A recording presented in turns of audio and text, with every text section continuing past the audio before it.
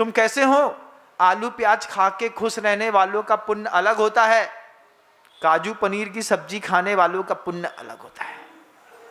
महाराज काजू पनीर की सब्जी कौन खाता है इस पंचम काल में? हमसे पूछो, हम बताएंगे। योग सागर जी महाराज श्री जी थे, हैं अभी भी, तो वो एक बहुत अच्छा उदाहरण देते हैं।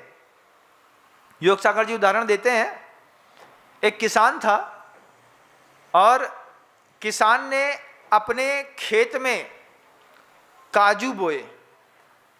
उसके खेत में काजू की फसल बहुत अच्छी निकली। बहुत अच्छी काजू की फसल निकलने के बाद वो पूरे के पूरे काजू लेकर के बाजार में बेचने गया। काजू बेचे, काजू बेच करके बाजार से आलू प्याज खरीदा। आलू प्याज खरीद करके घर आया, घर में आलू प्याज की सब्जी बनाई। किसी ने कहा, भैया तुम्हारे खेत में तो दुनिया का सबसे अच्छा काजू होता है, तुम काजू खा लो। बोले अपनी किस्मत में कहाँ काजू भैया, काजू तो बड़े बड़े लोग खाते हैं, हमारी किस्मत में जो आलू ही प्याज धरो है।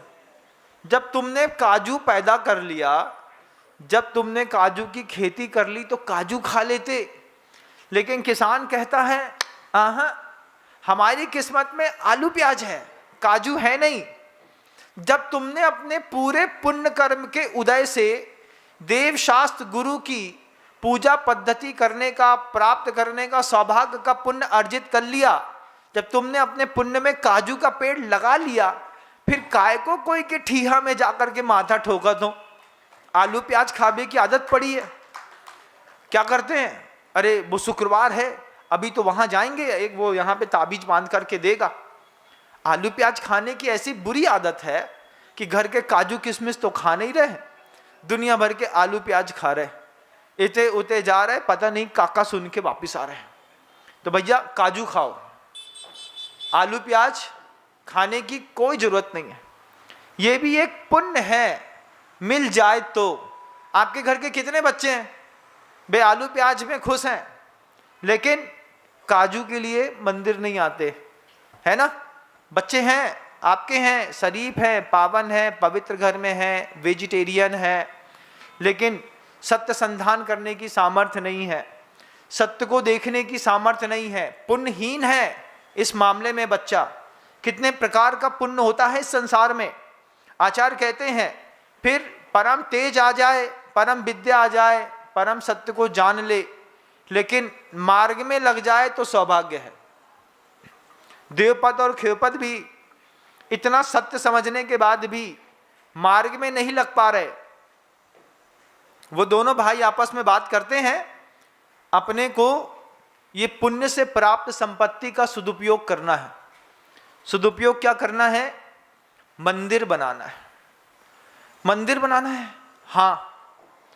जब मंदिर बनाने की बात आई तो देवपत खेवपत से कहता है, उसका नाम ही था देवपत, तो वो अपने छोटे भाई से कहता है, भैया एक बात बताओ, अगर देवताओं को कर्म भूमि में मंदिर बनाने का अधिकार होता तो मंदिर कैसा होता?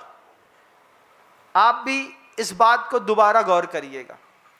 अगर देवताओं को मंदिर बनाने का अधिकार होता, इस कर्म भूमि में अगर देवता को परमिशन मिलती कि तुम कर्म भूमि में जाकर के मंदिर बनाओ, तो सोचिए कभी देवता मंदिर कैसा बनाते।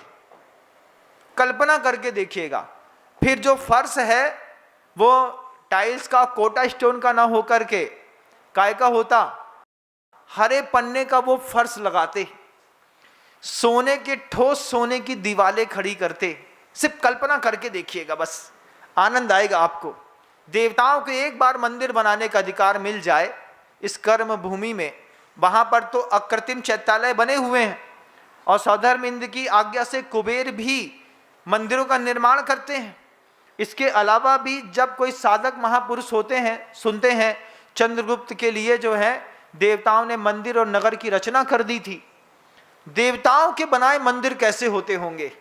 देवपत खेवपत से कहता है, और उस कल्पना लोक में ले जाने का प्रयास करता है कि अगर देवता मंदिर बनाते तो ठोस सोने की दीवार खड़ी करते, उस ठोस सोने की दीवार में बीच बीच में जो पिच्चीकारी होती उसमें माणिक लगाया गया होता। नीचे का पूरा फर्श बिल्कुल हरे कलर का होता, उसमें हीरे के टुकड़े बीच बीच में फेंक करके उसमें घिस दिया गया होता। जब सूरज की रोशनी उस माणिक पर पड़ती, हीरे पर पड़ती, उस सोने के मंदिर पर पड़ती, तो सोने का मंदिर सूर्य के प्रकाश से कैसा जगमग जगमग जगमग करता। कल्पना करो, भगवान की जो वेदी होती, उस भगवान की वेदी उसने बिल्कुल स्फटिक की बनाई होती, शुद्ध स्फटिक की, शुद्ध स्फटिक की मूर्ति प्रतिमा वेदी बना करके उसमें पिच्चीकारी करके उसने माणिक मोती हीरा पन्ना जवाहरात से रंग भरे होते। प्रभु का भामंडल निकाला होता जात मोतियों का, उसके बीच में लाल लाल रूबी लगाई होती। उस लाल लाल रूबी के सामने एक सोने की, ठोस सोने की प्रतिमा रखी होती। उसके सामने जब दीपक जलाया होता मंदिर के अंदर, तो ऊपर से हीरे का लटकते हुए कंगूरे में जब उस झूमर में दिए का प्रकाश लगता, तो पूरा का पूरा जिनालय प्रकाश से जगमग जगमग झिलमिल झिलमिल झिलमिल करता। कैसा होता देवता अगर इस कर्म भूमि पे जिनालय बनाते, कैसा अद्भुत होता। कल्पना करिए, आपने अपने पुराने मंदिरों में कांच के वो हरे लाल बाउल्स देखे होंगे ना, गोल गोल लटके हुए, कंगूरा कहते हैं, हाँ, उसमें बीच में दिया रख देते थे। आपने हरे नीले पीले लाल देखे हैं। कल्पना करिए कि शुद्ध हरे पन्ने का वहां पर एक बाउल बना होता, वैसे कंगूरा लटका होता, उसके अंदर दीप जल रहा होता, एक पुखराज का बिल्कुल पीला वाला जला होता, शुद्ध जात पुखराज का, उसमें सोने की चैन लटक रही होती जिसमें उसको लटकाया गया होता।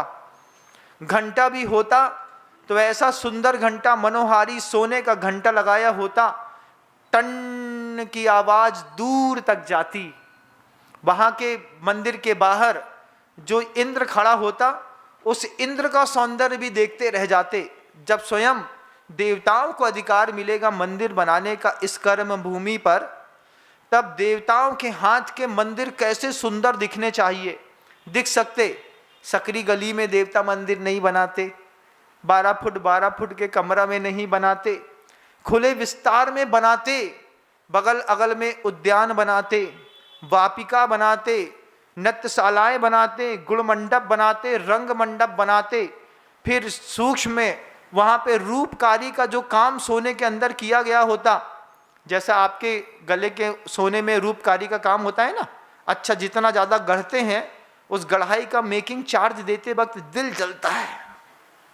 महाराज सोना तो सस्ता है लेकिन मेकिंग चार्ज बहुत महंगा है।